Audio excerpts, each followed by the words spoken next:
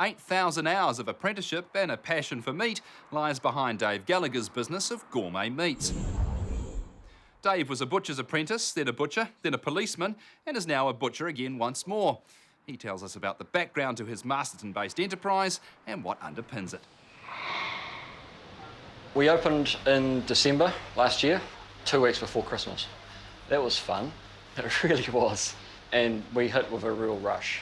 And it was just Viv and myself, and we were working some pretty long days, and we established people going, oh wow, this is amazing. And we get new people every day.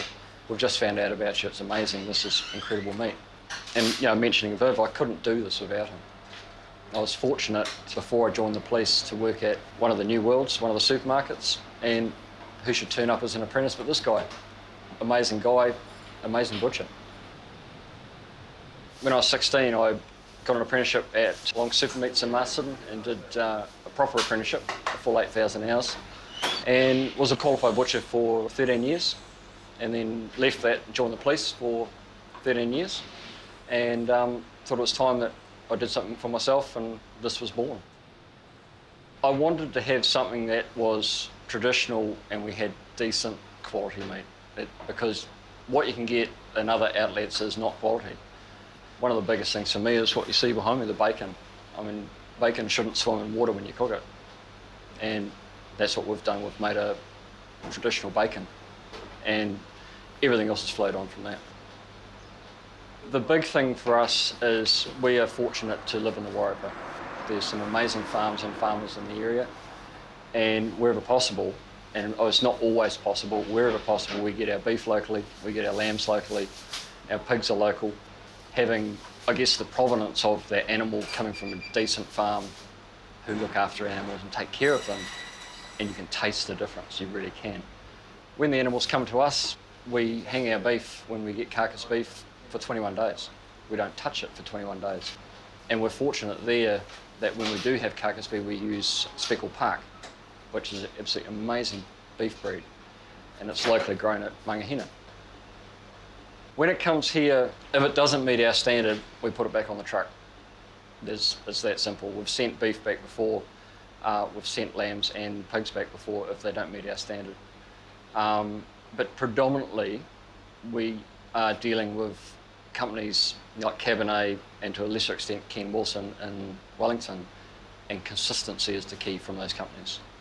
So we're getting the right thing every time.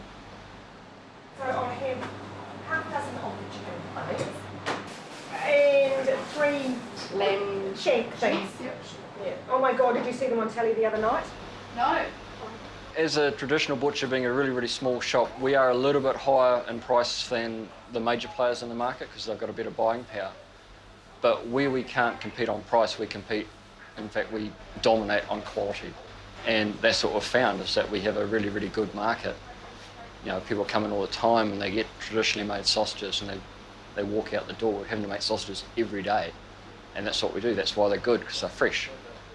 Oh, what's that? Dave's mother's recipe. So there's bacon, there's schnitzel, there's onion, cream, a little bit of lemon and mushroom. When we first started, we had a lot of people come in and a lot of kids and they go, oh wow, the sausages are really coarse. But that's how sausage should be. It should be meaty and chunky. And rather than eating one and going, well, I'm hungry again, they've actually got body. And that's what people want. They want real meat. And I guess the other thing with us is that we respect what we do. We respect the animals that we deal with. Probably sounds a bit airy-fairy, but if you respect the meat, you treat the meat properly, you've got a great result. Thank you. This is our traditional smoked bacon.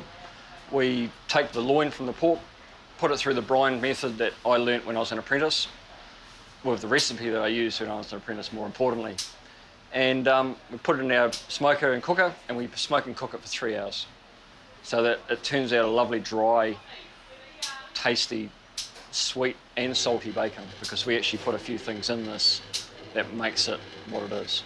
This you can actually put in the pan with a little bit of olive oil, and it turns out nice and crispy every single time.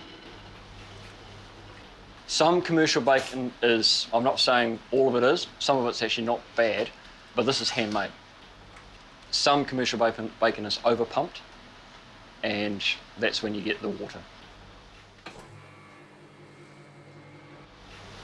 What we want to do is just really establish the brand and establish the model that we've got where we have traditional quality focused meat, and actually push the market into supporting your local butcher, because we're the ones that have done the hours, we're the ones that have done the time and have a depth of knowledge.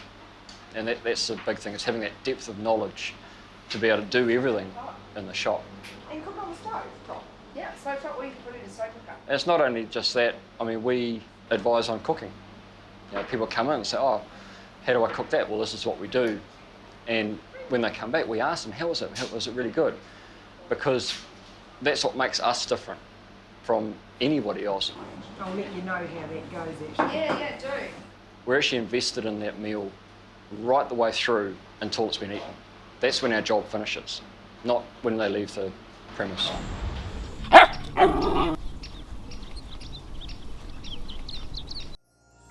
This program was made with funding from New Zealand On Air.